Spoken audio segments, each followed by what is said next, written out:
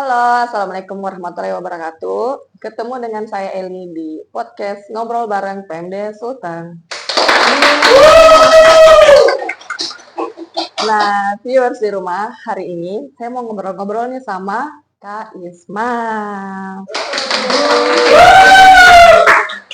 Nah, Kak Isma apa kabar nih? Saya sehat? Alhamdulillahirrahmanirrahim. Oke, Kak Isma ini pakarnya PSM ya, viewers. Nah, kamu mau tahu apa itu PSM dan serba-serbinya? Langsung saja kita tanya ke Kak Isma, apa sih itu PSM dan awal mulanya sampai ada di PMD itu bagaimana? Ceritanya Kak, boleh diceritakan. Oke, terima kasih sebelumnya Kak Eli. Sebelumnya kayaknya kalau dibilang expert sekali juga Oh tidak. iya. Kami sama-sama baru. Jadi fungsional PSM itu ya jadi bukan Persatuan Sepak Bola Oh Makassar ya, iya, tapi karena penggerak. ambigu ya ini Iya, PSM nih ya. PSM ini apa ya? iya.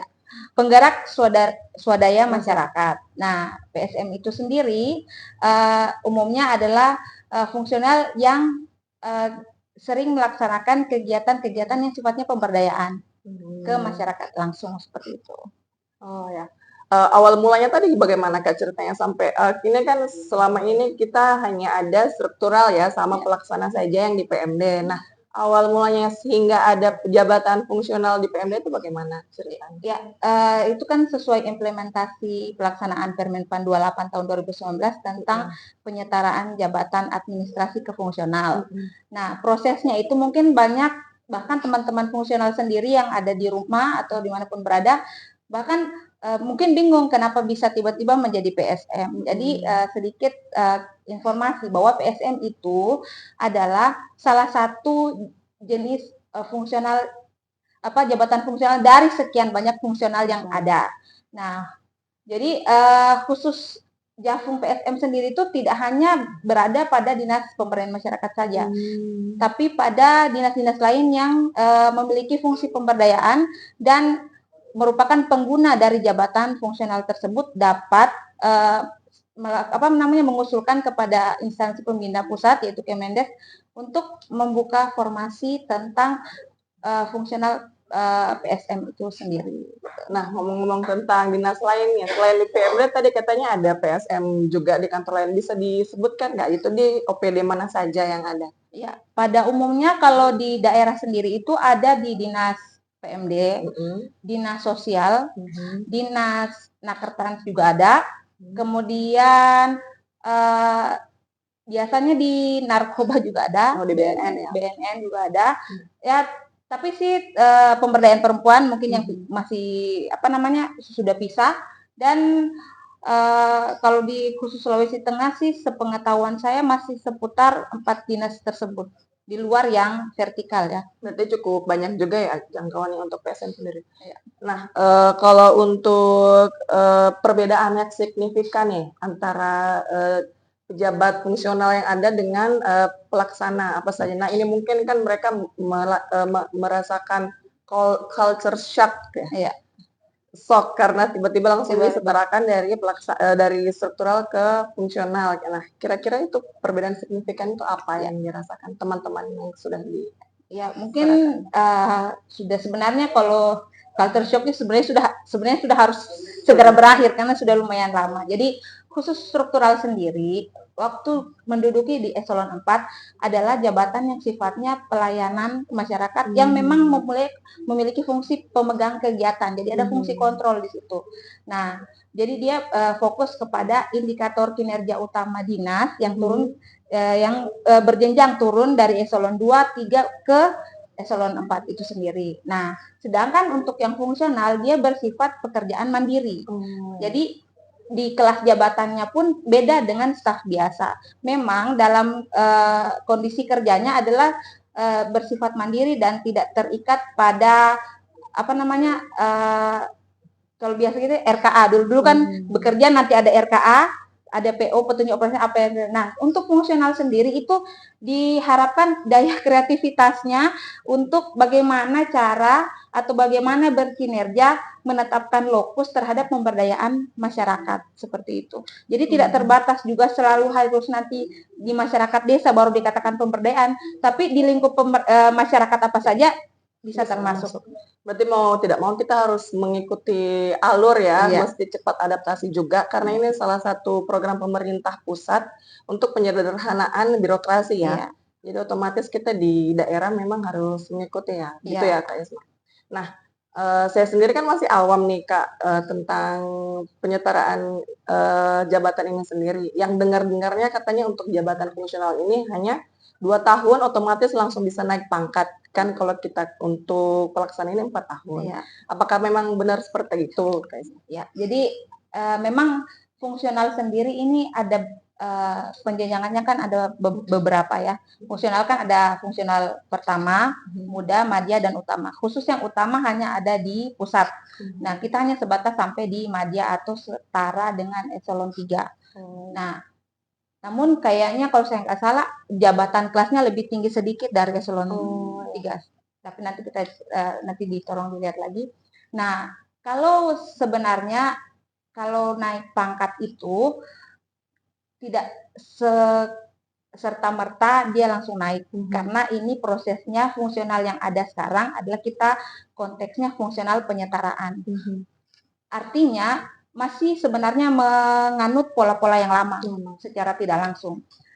Jadi yang dulu, jadi fenomena yang ada sekarang ini kayak pada saat penyetaraan rame-rame yang mentok di 3D tiba-tiba mau pengen langsung ke 4A. Ini pasti teman-teman di rumah yang fungsional yang lagi nonton ini pasti banyak yang bertanya-tanya apakah seperti itu atau bagaimana. Oke, kalau kita dudukan posisi kembali ke struktural dulu, kenaikan pangkat jika dia di eselon 4 dan tidak mengikuti S2, maka dia mentok hanya di 3D. Dia bisa ke 4A kecuali berijazah S2. Nah, sebenarnya pola itu masih sama digunakan dengan fungsional.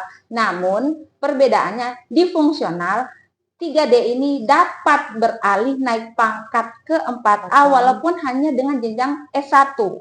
Tapi dengan persyaratan. Iya, sini nih yang perlu digarisbawahi. Tapi ada catatan bahwa harus mengikuti prosedur dari yang sudah ditetapkan oleh instansi pembina melalui Permenpan 3 tahun 2024 tentang jabatan fungsional PSM itu sendiri.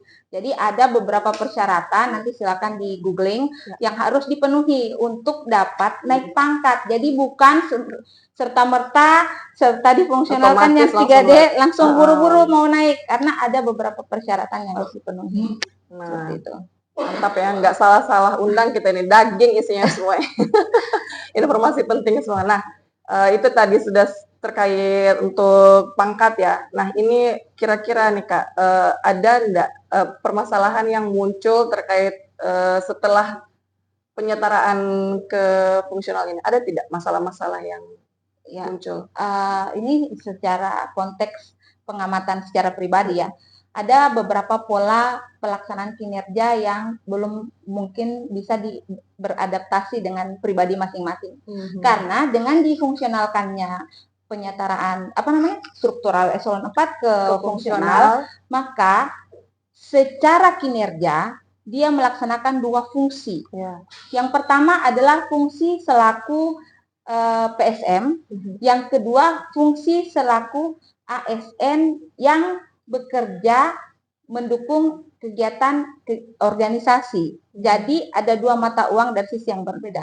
Kalau toh dia duduk pada posisi ditempatkan memang sudah dalam bidang pemberdayaan itu sendiri, maka yang enaknya adalah sekali jalan, sekali dapat kredit poin untuk persiapan uji kompetensi.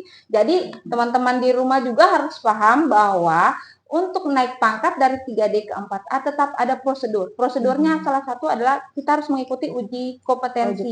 Dan itu yang sesuai dengan Permenpan 3 yang melaksanakan adalah instansi pembina pusat. Ya, dalam hal ini adalah Kemendes. Ya, jadi seperti itu. Sehingga kalau kita dalam status sebagai fungsional, kenapa saya bilang 2 mata uang? Nah, 2 sisi. Yang pertama, 2 indikator yang pertama kita kerja, kita melaksanakan kegiatan, mendukung kegiatan program dan kegiatan yang ada di bidang untuk mendukung IKU dari organisasi. Nah, posisi yang kedua, kita selaku pribadi fungsional, pejabat fungsional PSM adalah mengejar kredit poin untuk persiapan uji kom, karena dalam kegiatan uji kom itu salah satu hal penting yang bisa diikutkan untuk menjadi uji kompetensi itu adalah portofolio. Ya, itu sendiri ada di Permenpan 1 tahun 2020 kalau nggak salah, tentang proses-proses uji kompetensi. Silakan nanti di download di Google nanti itu ya. Nah, lumayan kompleks juga ya ternyata permasalahan yang muncul setelah penyetaraan ini. Nah, kira-kira ada masukan enggak Kak Isma untuk masalah-masalah yang sudah muncul? Sebaiknya kita ya teman-teman, karena saya hanya kami ini penalat teknis kebijakan, dan kami memang turun langsung bagaimana proses fungsional teman-teman di struktur itu jadi fungsional. Jadi sebaiknya yang sudah fungsional kita tidak fokus kepada permasalahan dan berdiam diri, aduh kenapa saya sudah difungsionalkan. Karena minimal kita harus menerima bahwa sudah saatnya ini ya kita harus berpikir present moment saat ini. Jadi gimana ke depannya? Gimana ke depan kita akan berproses, karena persoalannya kita stuck ke belakang, menyalahkan yang ke belakang adalah tidak mungkin juga, karena kita kan hidup di ke depan dan kita harus persiapkan di saat ini juga. Karena ada beberapa hal. PMD, tidak semua PMD juga ada PSM-nya. Mungkin dia mengambil analis kebijakan lain, fungsional nama lain. Nah, patut dipahami. Saya tidak tahu bagaimana proses kalau di di daerah lainnya, tapi khusus di provinsi kami mengajukan jempol untuk biro organisasi karena benar-benar melakukan pembimbingan sehingga kita bisa belajar mengambil fungsional yang memang cocok untuk di dinas kita masing-masing. Ya, seperti itu. Sehingga ke depan tidak ada lagi persoalan yang merugikan si personal dari fungsional itu sendiri. Karena kalau sampai dia misalnya misalnya analis kebijakan, maka ada aturan lain yang mengatur khusus fungsional lain itu. Jadi setiap fungsional itu ada payung hukum sendiri-sendirinya masing-masing. Nanti jadi leading sektornya ya ke tempat instansi atau dinas yang paling terkait yang dekat. Jadi kalau kayak PSM maka dinas PMD sebagai penanggung jawab untuk yang provinsi. Begitu juga di kabupaten. Jadi kita seperti itu. Oke. Ya, mudah-mudahan sudah menjawab semua pertanyaan ya viewers di rumah. Nah, kalau masih ada kira-kira yang ganjal nih, Kak Isma mungkin bisa langsung tinggalkan komen ya. Mudah-mudahan teman-teman tim nanti akan langsung menjawab. Nah, makasih ya Kak Isma atas semua penjelasannya. Semuanya berisi dan bermanfaat ya. Oke, yang di rumah jangan lupa subscribe, like, karena like dan subscribe itu gratis. Assalamualaikum warahmatullahi wabarakatuh. Waalaikumsalam.